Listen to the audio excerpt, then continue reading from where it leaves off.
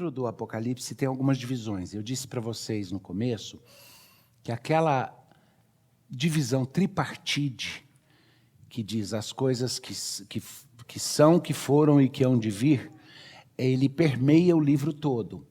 Mas as ênfases são distintas. Em algumas partes, você nota uma transição completa. Até o capítulo 3, a profecia está sendo escrita para todas as igrejas, mas ela tem o foco nas igrejas. Então, no começo, está introduzindo para o povo de Deus o que vai acontecer, e daí nas cartas, que eu preguei a semana passada, com a ênfase especial na 7ª carta, as descrições e instruções específicas para a igreja. Agora, do capítulo 4 até o capítulo 19, a igreja não vamos dizer assim, ela não há uma fala direta à igreja. A igreja não é mencionada, exceto de forma indireta, no papel que ela tem. Mas é um texto escrito todinho para a igreja a respeito do resto. Como se até o capítulo 3 tivesse dizendo: isso é para você e o que eu vou fazer com você, conforta teu coração.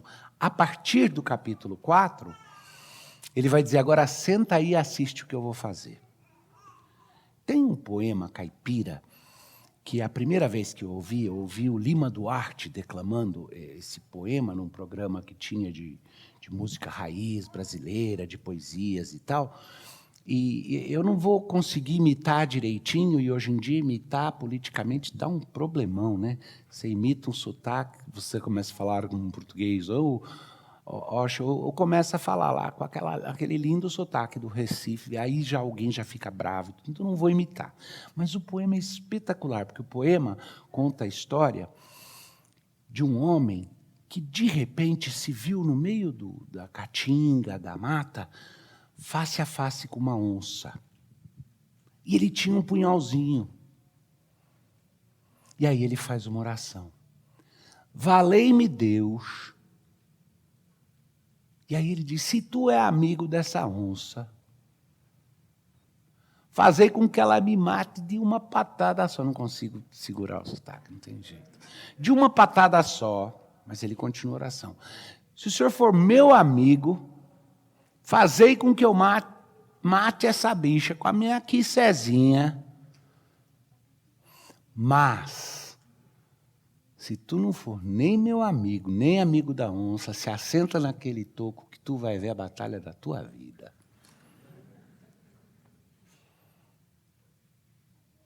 Se você, como eu, está cansado de ver o mal triunfar, se você, como eu, não sabe se sente esquisito e até com um pouco de vergonha de ficar repetindo ad nauseam, até ficar com ânsia, aquela fala do Rui Barbosa de tanto ver triunfar a maldade, os homens ímpios. Você deve estar doido para ver a hora na qual você pode sentar num toquinho e ver as coisas acontecerem, ver a batalha acontecer. Se você está cansado da impunidade e, ao mesmo tempo, tem medo, porque sabe que se não houvesse impunidade, a gente também estava meio frito, e anseia por mais, é isso que Deus vai oferecer para o seu povo. Primeiro ele diz para João: vai e escreve para as igrejas o que eu vou dizer. Agora, João continua contando. Depois destas coisas, depois que foi dada a ele a revelação, isso está no capítulo 4 do livro de Apocalipse. Depois destas coisas, olhei, e eis não somente uma porta aberta no céu, como também a primeira voz que ouvi, como de trombeta, ao falar comigo, dizendo. Lembra? Ele ouve uma voz, escreve às igrejas, certo? Agora ele diz: depois que aconteceu isso, de repente, eu vi uma porta aberta no céu. Primeira coisa, lembra que quando a Bíblia usa certas imagens, ela dá as dicas, o quanto aquilo é metafórico e o quanto não é. Tem gente que olha para o livro do Apocalipse e diz é tudo metáfora, é tudo imagem, é tudo figurativo, não é nada real. Mas o texto dá essas dicas para a gente. Por exemplo, quando vira e fala, e eu vi um mar de sarde. Aí ele pode estar usando uma linguagem figurativa para descrever. Quando ele fala, ou pode estar falando de alguma coisa literal, quando ele fala, eu vi como que uma porta aberta, o como que indica para mim que ele está usando a ideia de porta aberta para dizer, eu tive um vislumbro de algo que normalmente não é mostrado. O como que aí resolveu o problema. E ele começa então, eu vi como que uma porta aberta no céu, e a mesma voz que tinha mandado eu escrever as igrejas, disse para mim, sobe para aqui e te mostrarei o que deve acontecer depois dessas coisas. Então, não tem debate, não tem discussão, se o que ele está falando aqui, o que João vai narrar, se a intenção de Deus é que a gente entenda que essas são coisas que virão depois. Agora, tem uma discussão de autores que dizem, depois para João, mas já passou, para nós já passou e tudo.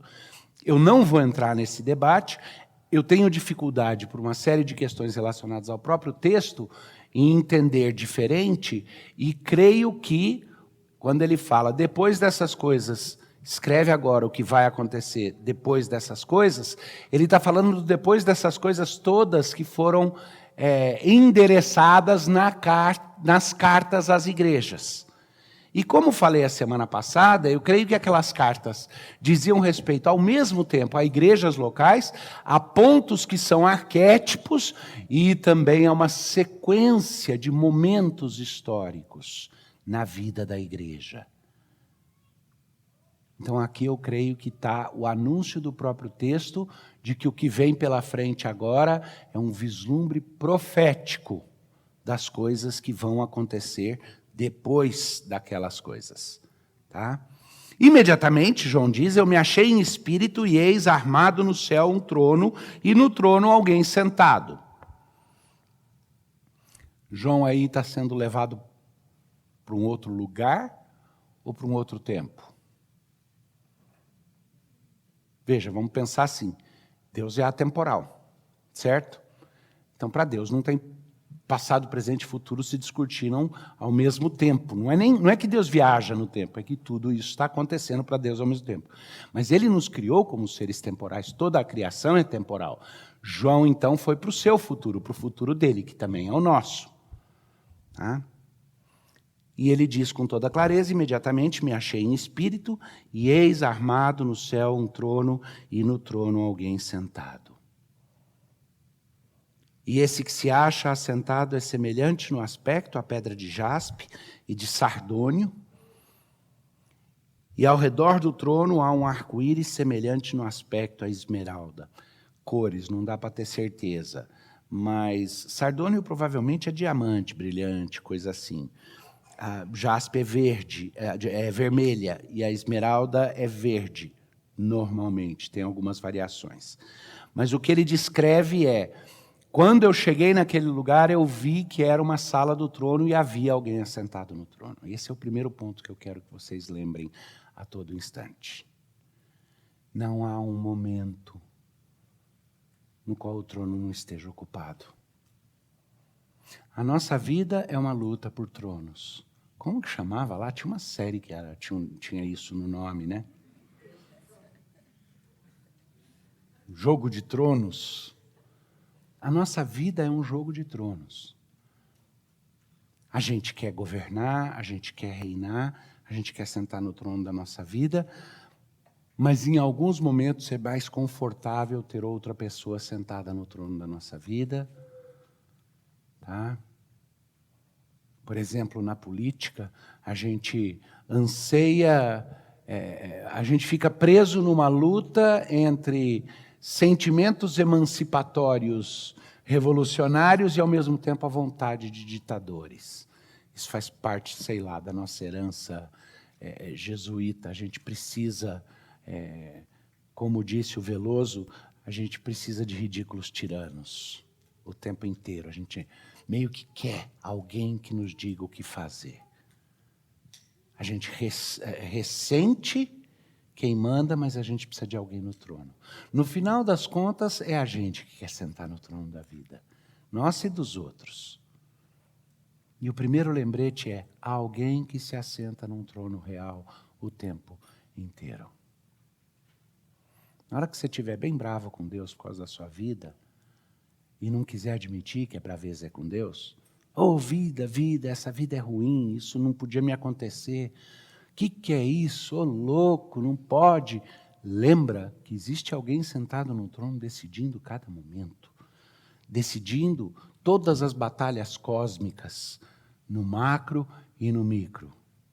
Não abre mão do controle por um só instante, tem controle absoluto. E esse que se assenta no trono é semelhante, lembra que eu falei que o texto dá a dica de quando é figurativo ou não?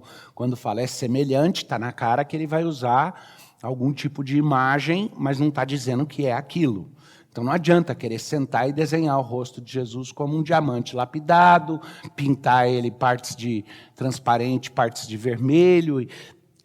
E esse que se acha assentado é semelhante no aspecto à pedra de jaspe e sardônio, e ao redor do trono há um arco-íris semelhante no aspecto à esmeralda, um arco-íris com tons esverdeados, está matizado meio para o verde. O que ele está passando aí é uma ideia do brilho da visão que ele está tendo. Tá? E a gente tem que ser cuidadoso para não... Eu já vi pessoas viajarem, começar a descrever cada uma das pedras que está aí, as características dela, e tentar fazer associações de características. Não adianta, é igual, para usar a metáfora que eu usei semana passada, quando alguém vira e fala, amanhã vai chover canivete. Você não pode pegar e falar, então vamos analisar, existem canivetes da suíço, existe canivete de tal tipo, vamos descrever, cada um... Você está usando uma figura de linguagem, ela pode ser que pare por aí. O que João viu é que aquele que se sentava no trono não podia ser descrito em termos de sua luminosidade e resplandência, exceto nesses termos. E provavelmente ele escolheu aí essas cores por alguma razão. Ao redor do trono há também 24 tronos, e assentados neles 24 anciãos vestidos de branco, em cujas cabeças estão coroas de ouro. Aí, quando eu digo para vocês que a igreja não fica mais aparecendo, exceto de forma indireta, é porque aí a referência aos 24 anciões, com as coroas de ouro na cabeça, é uma referência ao testemunho da igreja, Antigo e Novo Testamento. As 12 tribos, tá, de Israel e os 12 apóstolos. Então, é uma referência da igreja em toda a sua continuidade, do começo ao fim, e eles estão também assentados em tronos. O justo juiz senta no trono soberano, e ao redor dele, 24 tronos, onde anciãos, aqueles que foram testados e aprovados e permaneceram, possuem ali coroas nas suas cabeças. É a igreja triunfante, totalmente representada.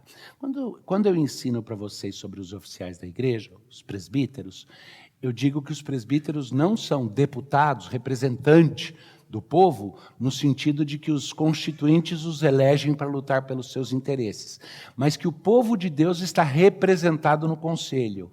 É um pouco diferente, parece tênue, mas é bem distinto. Tá? Do mesmo jeito, a igreja está ali representada, a totalidade da igreja, de Israel até a igreja do Novo Testamento, está representada nos 24 anciões, que têm as coroas na cabeça, ou seja, o triunfo, a obra está completa. João está tendo essa experiência de ver o que vai ser lá no finalzão, e a igreja já está com Cristo. Não vou entrar aí tem implicações escatológicas, ou seja, quando que a igreja vai para estar com Cristo ou não, mas não vale a pena desviar o foco nesse momento, porque a visão não fica empobrecida sem essa outra discussão. Mas eu creio que aqui a igreja está presente ao redor do trono, representada nos 24 anciões, e aí então eles têm em suas cabeças coroas de ouro.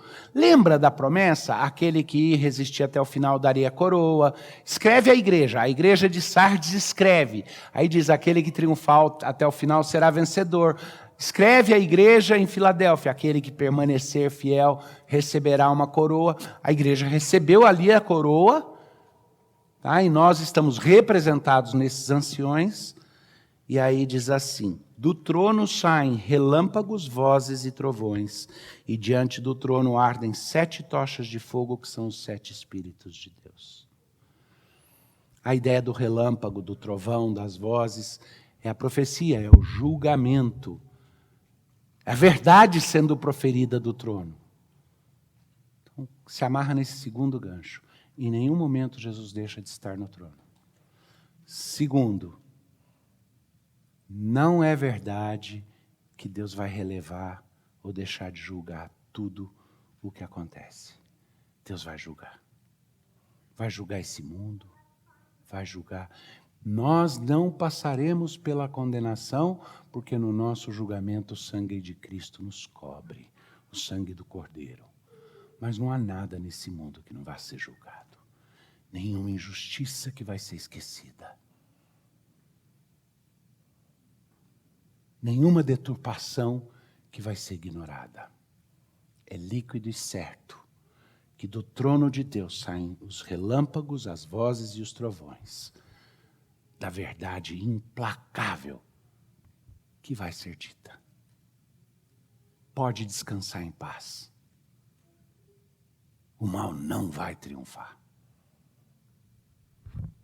Porque ali os 7 Espíritos de Deus, Deus tem 7 Espíritos, é o Espírito Santo. Toda vez que você vê aparecer 7 Espíritos, 7 candeeiros, lembra, eu expliquei, isso tem a ver com a perfeição, a completude, tá? Então a plenitude ali do Espírito de Deus aparece para João na sua visão, onde ele não está tendo uma visão mística, simbólica, mas foi levado em pessoa para testemunhar, e a forma como ele encontra para explicar é que ali diante daquele trono, onde senta exaltado o Rei do Universo, os 7 Espíritos de Deus se manifestam ali, tá? Como tochas de fogo, essa é a visão. A Bíblia fala do Espírito de Deus se manifestando como pomba quando desce sobre Jesus. A Bíblia fala do Espírito de Deus se manifestando de formas distintas, tá? A Bíblia fala da ação do Espírito, no qual a água simboliza a lavagem que ele faz, o processo que ele faz. As línguas de fogo aparecem em Atos, descendo sobre os apóstolos, como o Espírito Santo dando os dons. E aqui, então, como tochas de fogo, 7 Espíritos. Adiante do trono, um como que mar de vidro semelhante ao cristal. De novo, lembra que eu falei que o texto dá a dica quando ele está usando uma linguagem simbólica, metafórica? Como que um mar de vidro, tá? Semelhante ao cristal. E essa ideia do mar de vidro, ela não é totalmente nova. No tabernáculo, que era um símbolo, o tabernáculo era uma representação visual, uma encenação do próprio céu, com o Santo dos Santos, o lugar santo.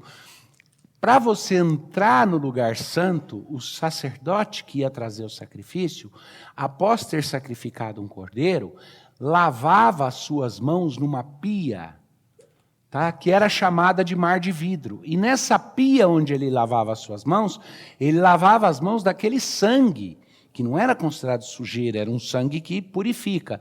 Mas ali ele lavava as suas mãos.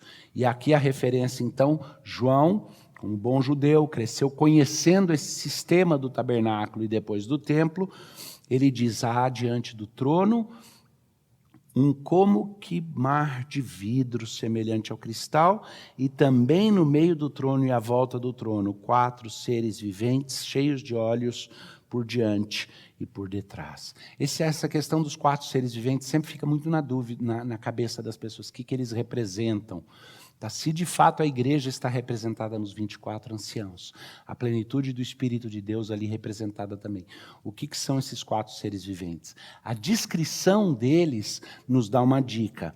Eles são 4 seres viventes cheios de olhos por diante e por detrás, tá? Cercados de olhos. Vê tudo. Tá? O primeiro ser vivente é semelhante a leão, o segundo semelhante a novilho, o terceiro tem o rosto como o de homem, e o quarto ser vivente é semelhante à águia quando está voando. E os 4 seres viventes, tendo cada um deles, respectivamente, 6 asas, estão cheios de olhos ao redor e por dentro, não têm descanso, nem de dia e nem de noite, proclamando. Esses seres viventes, em primeiro lugar, a gente está falando de criaturas que veem tudo, certo? A ideia do cercado de olhos, não escapa nada, é visão 360 graus mais, né? Plus, porque esse 360 graus, pelo menos na cabeça da gente acostumado com iPhone, com essas coisas, é aquela ideia de que você pode fazer assim, dar uma volta e filmar tudo, ou fazer assim, filmar para cima e para baixo. Mas é mais que isso, aí tem olhos que simultaneamente veem tudo, nada escapa. Esses seres são cobertos de olhos, esses seres são capazes de estar em qualquer lugar, 6 asas, pode voar para onde quiser.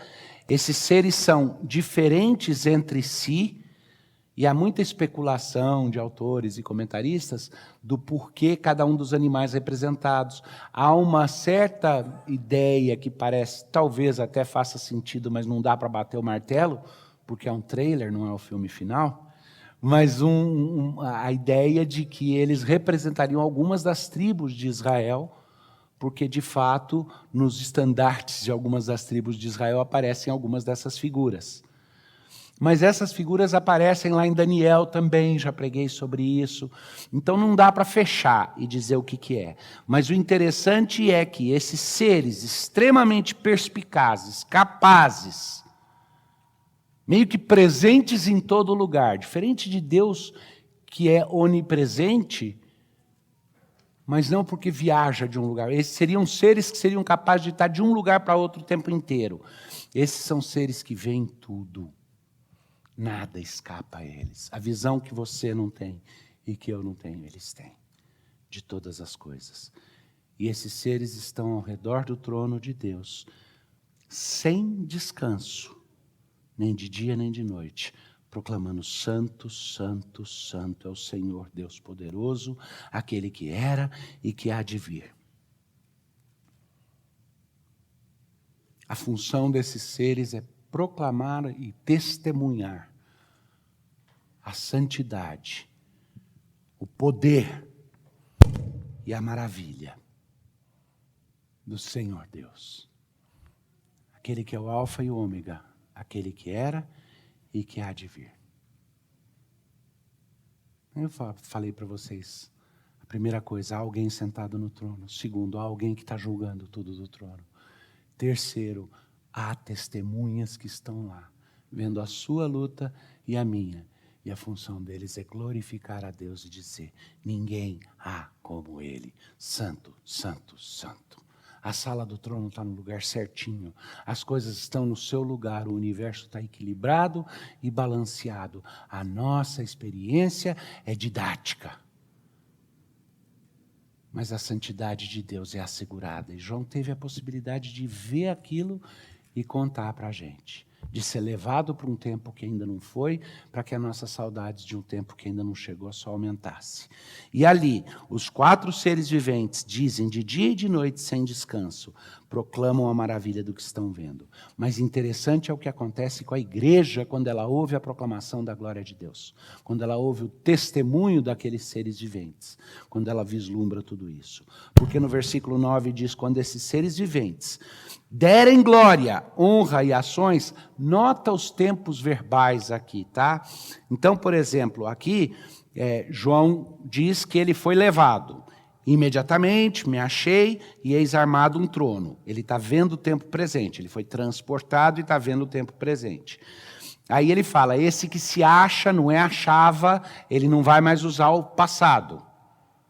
Esse que se acha sentado no trono é assim: ao redor do trono há, do trono saem, há diante do trono como que um mar de vidro. Aí ele descreve os seres viventes, e aí ele diz assim: quando esses seres viventes derem glória, então ele percebe, existe uma antecipação, ele vai testemunhar um momento histórico e não um ato contínuo.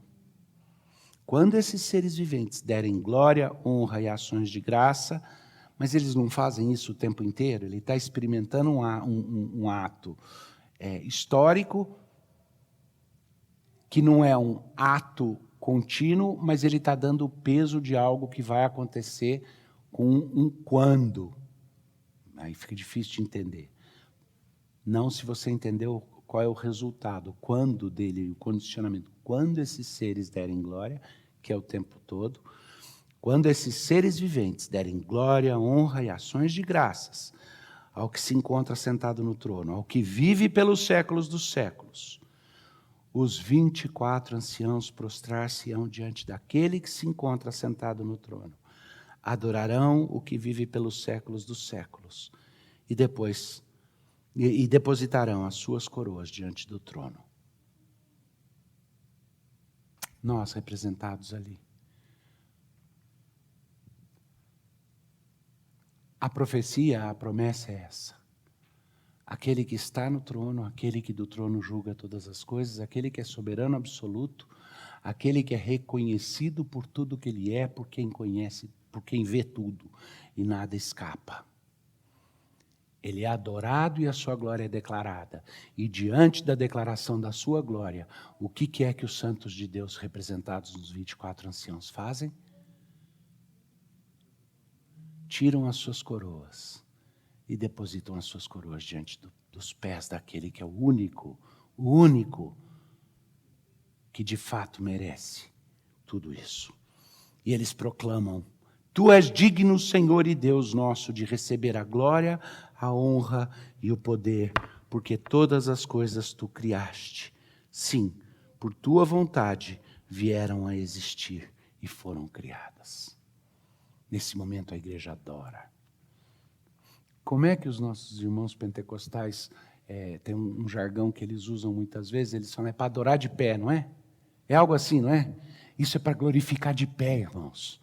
Porque isso significa que no momento em que nós contemplamos a realidade do que está por vir, o trailer que Deus começa a oferecer, e a sequência toda dos capítulos seguintes, vai ser nada mais do que os 7 selos, os 7 vasos, do que o julgamento, os trovões, os raios e o julgamento pesado que virá sobre este mundo. Enquanto a igreja se ocupa em glorificar aquele cujo amor nos comprou de forma tão preciosa, Deus revela para a igreja o que ele vai fazer com o resto desse mundo. Desse mundo que ele criou. Todas as coisas foram criadas pela vontade dele. E ele vai revelar os julgamentos. São primariamente os julgamentos e a purificação que ele vai fazer desse mundo, até o momento da total restauração. Todas as balanças equilibradas, não por lutas nossas, como se nós fôssemos trazer redenção, mas porque Jesus Cristo do seu trono vai restaurar todas as coisas para o propósito original dele quando criou. E nesse momento, nós estamos ocupados simplesmente em reconhecer que a honra e o mérito é dele, em devolver de volta a autoridade e o reconhecimento que ele nos deu quando nos coroou por causa do amor do Filho.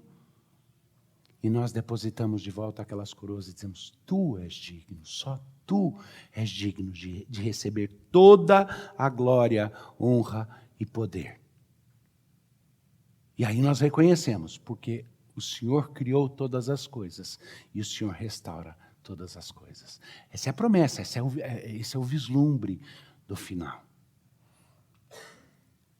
Não é à toa que o livro do Apocalipse, eu vou pregar sobre isso, é um dos poucos livros da Bíblia. A Bíblia toda é para a nossa edificação. E a Bíblia toda é clara, dizendo que toda escritura é útil para o ensino, para a correção, para a repreensão. A Bíblia toda mexe com o nosso coração. Mas o livro do Apocalipse é o único que, de forma muito explícita, diz quem lê e entende a profecia desse livro vai ter uma bênção especial. E não é uma bênção especial, tipo assim, você ganha um crédito que outros não vão ter. Você vai aproveitar, vai gozar de uma bênção especial. Você vai ter uma experiência extraordinária, é um gosto mais gostoso. Por quê? Não é à toa. Porque esse é o livro que nos lembra e nos traz perspectiva. E aqui nesse capítulo 4, a perspectiva é um vislumbre por aquele restinho de porta aberta.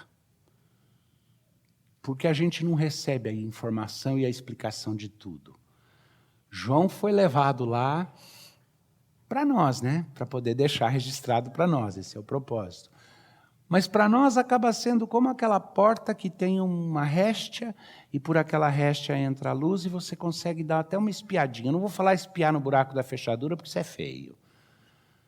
Mas por aquela porta entreaberta.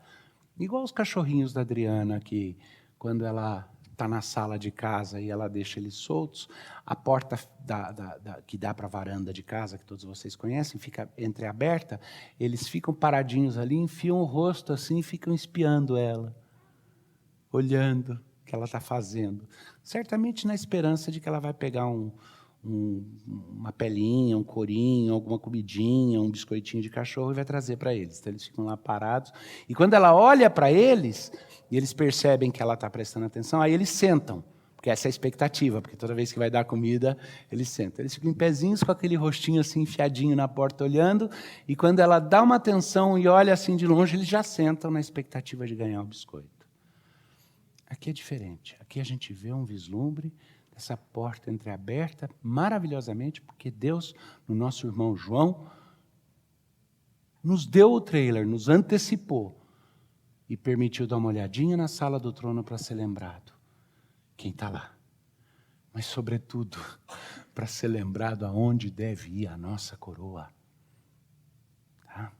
Eu tenho que falar, eu não posso olhar muito para a Adriana quando eu falo isso, porque já vai a piadinha, né? Para onde vai a minha coroa? Eu fico esperando ela falar, você está querendo que eu morra, meu bem? A coroa que nós recebemos do nosso Senhor. A coroa que a igreja recebe. Quando Deus diz, teus pecados estão perdoados e as tuas boas obras eu não esquecerei, aquelas que você fez em meu nome, por amor. A gente tira essa coroa e diz, ela vai para o lugar que ela deve estar, aos pés de Jesus Cristo. Tu nos criaste um pouco menores que os anjos, nos enchestes de glória, é o que o salmista fala.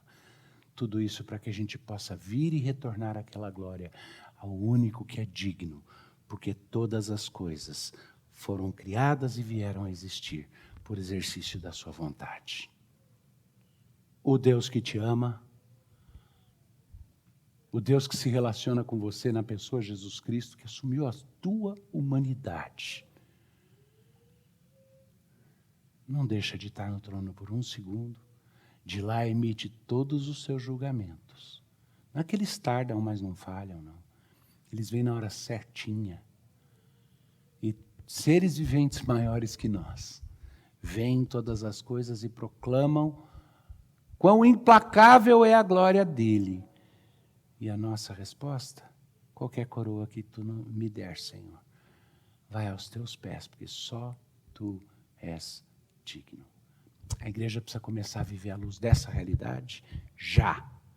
E os capítulos que seguem, do 5 ao 19, vão ser doídos de ouvir, porque eles vão falar o que vai acontecer ao nosso redor. Com gente que a gente ama, com o mundo que a gente ama. Onde os julgamentos passam a ser fortíssimos. Mas até aqui o que nós estamos recebendo é consolo, conforto, para a gente se fortalecer e celebrar desde já aquele que se assenta no trono. Porque um dia, não de forma apenas representada, como está aqui na descrição que João faz da visão que teve, nós estaremos de fato todos presentes, cantando o hino do nosso Cordeiro, dizendo, tu és digno, Senhor e Deus nosso, de receber glória, honra e o poder, porque todas as coisas tu criaste, sim, por tua vontade vieram a existir e foram criadas. Digno é o Cordeiro que morreu e ressuscitou, de receber toda a glória e todo louvor. Que esse seja o nosso consolo, o nosso conforto. Que esse seja o trailer de um filme, que a gente não esqueça por um só segundo que não é uma promessa que ainda não passou. Só para a gente. Só nós que não experimentamos ainda. Mas desde a eternidade, esse vislumbre da sala do trono é real. é onde Deus emite os seus julgamentos. Vamos orar. Pai, dá que a tua palavra não deixe de produzir efeito, porque essa é a tua promessa. Aplica as coisas que nos parecem complexas, porque são profundas, são fora do nosso padrão ordinário de coisas, mas são tão simples, Senhor. Dá que haja da nossa parte um vislumbre dessa tua glória, um lampejo que move os nossos corações, e que cada um de nós individualmente procure sempre entender que qualquer coroa que tivermos foi dada por ti, e aos teus pés será depositado, porque só tu és digno de toda honra, de toda glória, porque só tu detens todo o poder, e a tua vontade é boa. Grava isso nos nossos corações. Porventura, aquilo que for sujeito demasiado à boca do profeta na pregação de hoje, tira dos corações. No nome de Jesus. Amém.